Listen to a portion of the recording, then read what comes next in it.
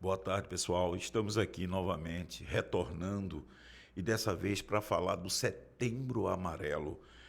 É uma data, um mês muito importante, porque ele revela a prevenção, no caso do suicídio. Eu não vou completar a frase por conta da talvez seja cortada pela plataforma, mas é uma questão que me chamou muito a atenção.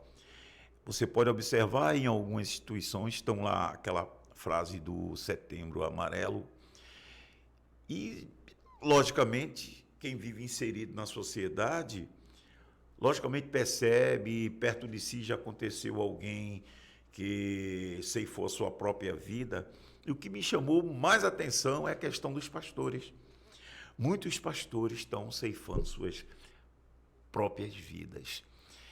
E foi feita uma pesquisa através de um instituto que eu trouxe aqui exatamente para falar sobre isso, o Instituto Schaeffer, que diz o seguinte: 70% dos pastores lutam constantemente contra a depressão.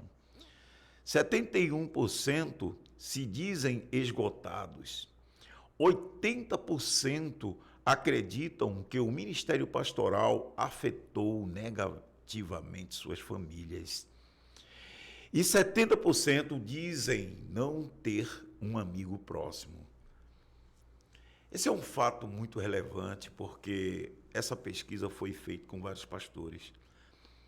E a gente sabe que muitas vezes o pastor, por ser um homem onde se acredita aquela figura mítica, aquela figura de um representante de Deus na terra, muitas vezes a gente esquece que aquele homem sente as mesmas necessidades que qualquer um outro homem, que aquele homem passa por problemas pessoais, familiares, financeiros, e muitas vezes ele tem que se comportar diante da igreja como uma pessoa que não esteja passando nenhum problema. E é aí que mora o perigo. É aí que ele, se sentindo só, a depressão vem e o alcança. E por alcançar, muitas vezes encontra lugar e o deixa sem esperança. Então é a figura desse representante, desse pastor, que nesse momento eu faço um apelo. Um apelo porque existem vários religiosos, inclusive da igreja que eu faço parte, 2 presbíteros, cargo, eu digo assim, de relevância, de pregadores, e que esses 2 homens ceifaram suas respectivas vidas. Isso causou um espanto na sociedade, espanto na comunidade, porque eram homens fiéis, homens que serviam a sua igreja, serviam a sua comunidade, e eram pessoas que pregavam o evangelho.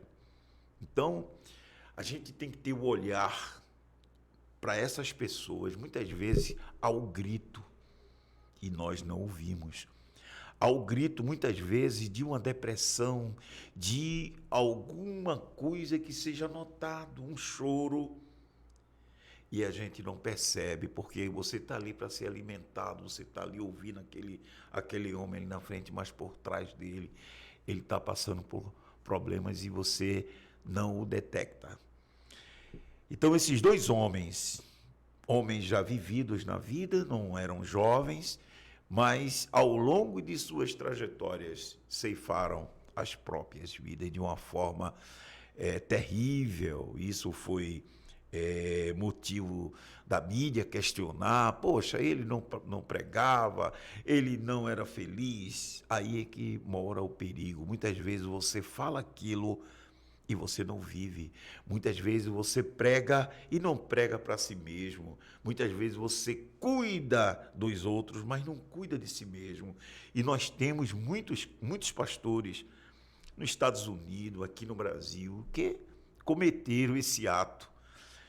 Agora, há de se perguntar como um cuidador chega a esse ponto. Um cuidador, que eu digo porque é um pastor, cuida de ovelhas e deixa, nesse caso, entrar em si um desespero, uma desesperança ao ponto de ceifar sua própria vida. Aí vem os questionamentos dessa pesquisa. Muitos deles lutam contra a depressão, porque muitas vezes é incompreendido, muitas vezes é alcançado por pessoas que estão ao seu lado, mas sem nenhuma sensibilidade humana, apenas para usufruto pessoal de alguma benesse que esse pastor possa dar. Então é muito importante o pastor ou presbítero, o diácono, todos que pregam, que vivam no evangelho, membros da igreja também, que tenham muito cuidado com isso. A depressão está assolando todo mundo, eu não digo só o Brasil, mas todo mundo, e a maioria das pessoas se sentem totalmente sem nenhum mínimo de esperança, pensando que chegou ao fim e que não tem mais saída, e acabam tomando uma iniciativa terrível. Eu jamais vou julgar quem comete esse ato, porque uma vez eu vi um pregador dizer que no momento que se inicia o ato, você pode se arrepender e ser tarde para você evitar o ato. E ali você pede perdão. Eu não vou julgar jamais. Tanto quem já praticou, eu não vou julgar, eu não vou jamais dizer, olha, essa pessoa foi para o inferno, porque eu não sou julgador, estou apenas relembrando que nesse Setembro Amarelo, vamos alertar as pessoas que estejam ao nosso lado, que se percebam que estejam em depressão, que se percebam que precisa de uma mão ajuda, que se perceba que precisa de uma palavra, e vamos ajudar. Vamos dar força, vamos dar alegria, vamos fazer de tudo para aquela pessoa sair daquele lodaçal. Muitas vezes fica preso ali e a única saída que tem é a morte. Então eu peço a todos que se alertem, se atentem contra isso, que percebam um momento de sofrimento de alguém que esteja ao seu lado e evite que essa pessoa chegue a esse momento triste. Eu estava vendo na internet que existem pontes em várias cidades que a grande maioria do pessoal evangélico fica lá para evitar que essas pessoas cometam o ato contra a própria vida. E vi relatos, olha, os evangélicos salvaram 48 pessoas que tentaram e naquele momento deram a palavra. Exatamente esses evangélicos que ajudam as pessoas a não cometer esse ato, agora estão cometendo. E muitos pastores. É terrível. Eu digo isso porque o presbítero da nossa igreja Assembleia de Deus, Antônio Joaquim, da cidade de Aliança, o presbítero Eliseu, conhecido por Lili, da cidade de Cabrobó, então cometeram esses atos. E aí ia se perguntar, poxa, será que ninguém percebeu que essa pessoa estava passando por problema depressivo ou falta de víveres para o alimento da sua família? Muitas vezes o homem entra em depressão por conta disso. Você vê um filho passando fome, você vê a esposa passando fome, e você ali não tem onde buscar, você entra em depressão e muitas vezes não encontra saída, e para não viver aquela situação é preferível acabar com si. Então é necessário que a igreja se alerte, não só a igreja, como a população em geral. Nós não somos super-humanos, nós somos humanos normais, precisamos sim um do outro, precisamos da amizade um do outro. Nós vivemos no mesmo universo, nós vivemos na mesma comunidade, então precisamos dar as mãos e viver irmanados, para que essa pecha, essa vontade de acabar com a própria vida saia, cesse, e você passe a sorrir novamente, passe a viver uma vida novamente. Eu quero dar um alô aí para a irmã Luciene e irmão Francisco, lá de Orocó, que me trouxeram notícia desse presbítero Eliseu, que é conhecido por Lili, lá na cidade de Cabrobó.